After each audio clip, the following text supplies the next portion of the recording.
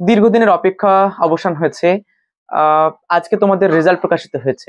আল আমিন মিশনে যারা যারা ক্লাস 11-এ সায়েন্সে ভর্তি হওয়ার জন্য পরীক্ষা দিয়েছিলে আউটার ব্রাঞ্চে, তাদের পরীক্ষার রেজাল্ট প্রকাশিত হয়েছে।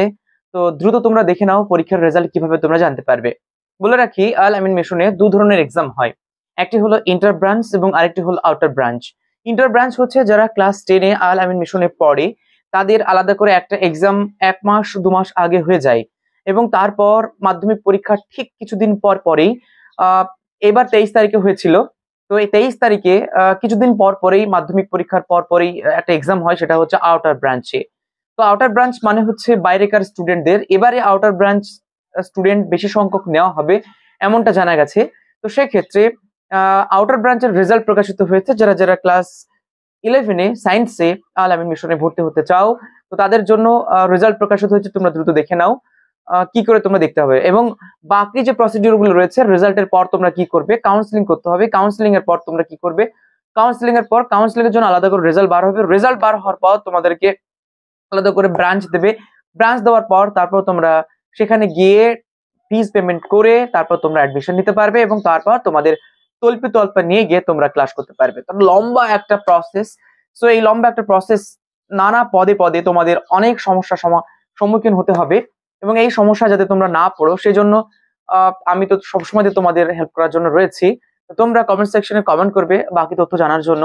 তো চলো আজকে আমরা দেখে নিই আল আমিন মিশনের ক্লাস 11-এ সায়েন্সে তোমাদের রেজাল্ট প্রকাশিত হয়েছে, সে রেজাল্ট তোমরা কি করে দেখবে এবং বাকি যে তথ্যগুলো রয়েছে সেগুলো কি কি। তো চলো শুরু করা যাক আজকের ভিডিওটি।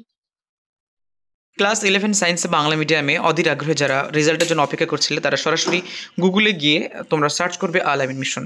সেখানে সার্চ করা হলে একটি লিঙ্ক পাবে, সেই লিঙ্কে তুমি ক্লিক করো। ক্লিক করার পরে ঠিক স্ক্রোল করে ডান দিকে স্ক্রোল করো। ডান দিকে স্ক্রোল করে দেখো মোট 4টি লিঙ্ক আছে, সেই লিঙ্কের সরাসরি নিচের লিঙ্কে চলে আসবে admission test result class 11 science Bengali medium 2025-26। কোনো কথা না বাড়িয়ে এখানে জাস্ট একটা ক্লিক করো। এখানে ক্লিক করা হলে তোমাকে রেজিস্ট্রেশন নাম্বার এবং এখানে এনরোলমেন্ট নাম্বার চাইবে। এনরোলমেন্ট নাম্বার যেহেতু তোমার কাছে আছে এবং রেজিস্ট্রেশন নাম্বার যেহেতু নেই সেহেতু তুমি ওখানে রেজিস্ট্রেশন নাম্বার দিতে হবে না। যদি মিশনের আগে থেকে স্টুডেন্ট হয়ে থাকো তাহলে এখানে তোমরা রেজিস্ট্রেশন নাম্বার ধরেও তোমরা কিন্তু এখানে সার্চ করতে পারো। তো আমরা এখানে এনরোলমেন্ট নাম্বার 6 ডিজিটের অর্থাৎ 6 ডিজিটের একটি এনরোলমেন্ট নাম্বার আছে, সেই এনরোলমেন্ট নাম্বারটি এখানে আমরা ক্লিক করব। আমরা এখানে একটি এনরোলমেন্ট নাম্বার বেছে নেব। এখানে আমরা একটা এনরোলমেন্ট নাম্বার ইনপুট করলাম এবং পাশে সাবমিট অপশানে ক্লিক করলাম। সাবমিট অপশানে ক্লিক করার পরে এখানে পরিষ্কার রেজাল্টটি প্রকাশিত হয়েছে, congratulation, you are qualified and selected for counselling. তুমি কাউন্সিলিংয়ের জন্য প্রস্তুত। এবার এই কাউন্সিলিং প্রসেসটা কিভাবে যদি কেউ না জেনে থাকো, পরবর্তীতে আমি আর একটা ভিডিও আনবো।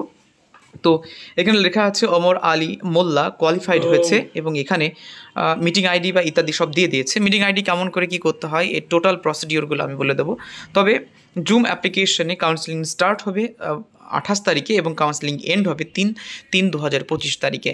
এবং password, pincode, meeting ID all details দিয়েছে। এগুলো যদি না জেনে থাকো পরবর্তী ভিডিও তুমি দেখে নেবে এবং আরও যে স্টেপগুলো রয়েছে সেই স্টেপগুলো ফলো করো।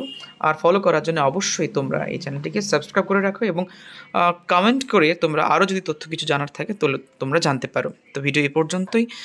আশা করি তথ্য ভুল হয়েছে বাকিদের ভিতরে এটি ছড়িয়ে দাও যাতে করে যারা বুঝতে পারেনি তারা যেন বুঝতে পারে।